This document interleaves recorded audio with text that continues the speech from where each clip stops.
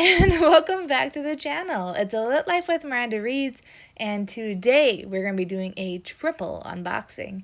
Now, two of the book boxes are from Once Upon a Book Club, and that is their March Young Adult and their Adult. In addition, I got a PR box from St. Martin's Press for a book that's coming out within the next couple of weeks, so we're going to be unboxing that as well. First up is the March YA book box. And let me tell you, I can't wait. For a while there, I was a reading rep for the company, so that meant I got to help choose which books would be in their book box. And this is one of the books I read ages ago that I gave my thumbs up as a potential book box book. And here it is. I'm honestly so excited by the whole idea and concept of having a book box created around one of the books I chose. Now, as we're opening this, you may notice that all of the items are wrapped with page numbers on the packaging. And that's because the book box company focuses on finding items that match the book's story. So as you're reading, there'll be 3 to 4 post-it notes prompts within the book that you are prompted to open items as you come to those pages. So normally I do like to read these books and open the gifts in real time for you all, but I already read this one, so I'm just going to skip ahead to the opening part. Now the story for this one is The Down World, written by Rebecca Phelps, and it follows Marina O'Connell. Now she's still grieving the loss of her older brother as she starts her year at East Township High. And as she attends classes, she begins to notice something weird about this school. Other than the fact that it's on an abandoned military base. There's graffiti, almost everywhere she looks, about the Down World, or DW for short.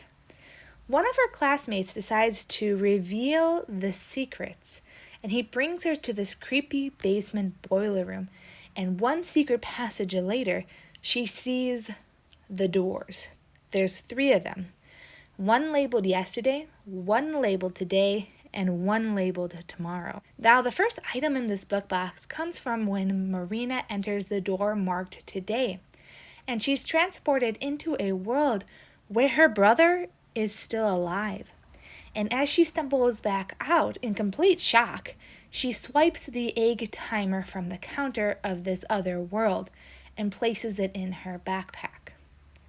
Now for the second item, Marina and her parents are eating breakfast at a diner when a woman named Sage comes up to the family to chat. During the conversation, Sage calls Marina's mom by a different first name. And it's all very parallel universe-ish. And after Sage leaves, Marina notices that her mom is dressed up a little bit nicer than usual, wearing a pair of dangly blue earrings that she has not seen before, or at least in a while. The third item comes into play when Marina is trapped in the Down World. Throughout this story, there's a recurring theme of flattened pennies and train tracks, and she ends up trying to use one to get back home. And the last item in this box is something that Marina searches for in Sage's apartment.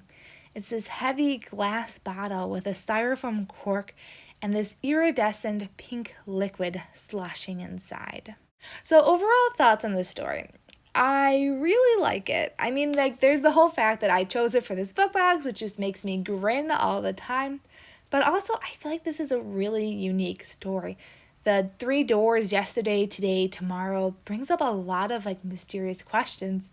And as she goes back and forth from the Down World, the more that gets revealed and the more secrets that remain hidden, I just find it hugely compelling to read. I thought it was fascinating.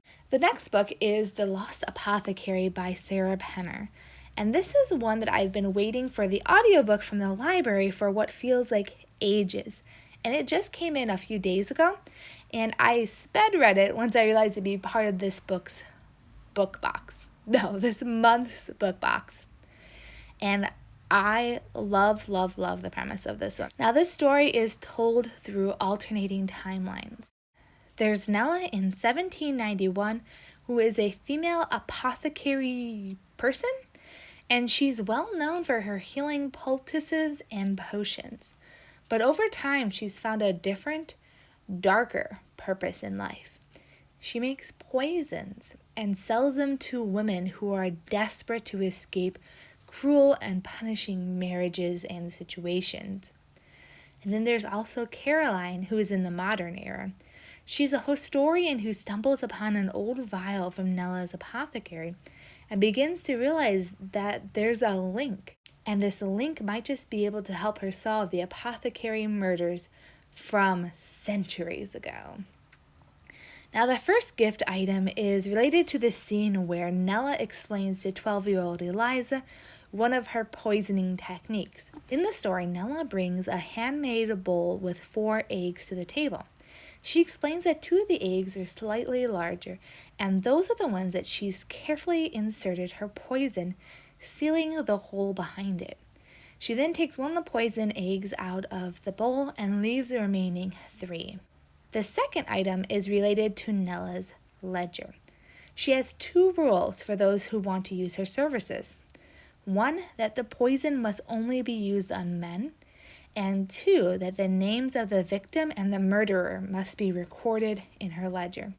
After a particularly emotional use of her poisons, Nella grabs a quill and begins to write. The third item is from the modern era. Caroline is having some troubles with her own husband, and after learning so much about Nella's antics, she begins to wonder if Nella might be right after all. And then someone close to Caroline accidentally ingests eucalyptus oil, and soon the effects of the poison become apparent. And a quick note about the eucalyptus oil: the bottle has instructions on how to use it, and do not use it internally or undiluted. And the final item in this book box is a vial that plays a pivotal role in the past and in the present. Overall thoughts on this book? I think it was dang good. Like, I loved the concept and honestly the cover too. I really enjoyed Nella's perspective and Nella's world, and just watching her just weave in and out of her patrons' lives was awesome. I also enjoyed Caroline's perspective, just not as much as Nella's.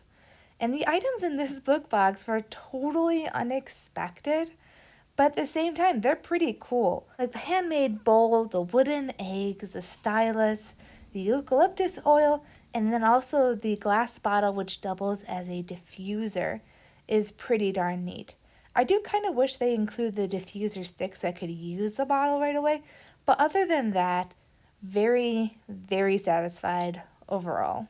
And now we're moving on to the book box from St. Martin's Press. Now this is for The Good Sister by Sally Hepworth, and I had actually gotten a copy of this book from Netgalley a few months ago and had just about finished it when this book box showed up at my doorstep. It was quite a surprise. Now this story follows 2 storylines, the first being the journal of Rose, and the second being the first-person narrative of Fern. Rose and Fern are fraternal twins, and Rose has always seen Fern as someone who is in need of protecting. From their sociopathic mother, from the string of random boyfriends, and even from herself. And Fern has understood that, except only recently things just aren't as clear-cut as Rose wants them to be. And as Fern steps out for independence, Rose tries to pull her closer, which leaves Fern wondering, what is Rose keeping from her?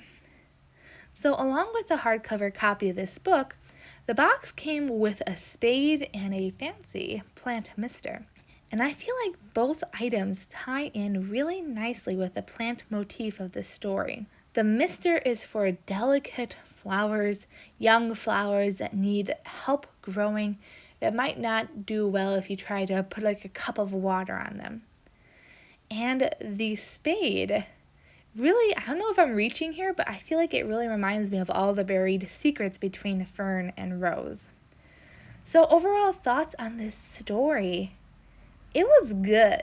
It was dang good. It took me a hot minute to get used to this narrative style between the journal entries and then the first person, but once I did, I was wholly and completely swept up into the story. I loved Fern's character and I loved her love interest, and I really, really enjoyed trying to puzzle out which person was telling the truth and which one was lying. I would definitely recommend this one if you are looking for a twisty, twisty tale. Thank you so much for watching, and happy reading. Bye-bye!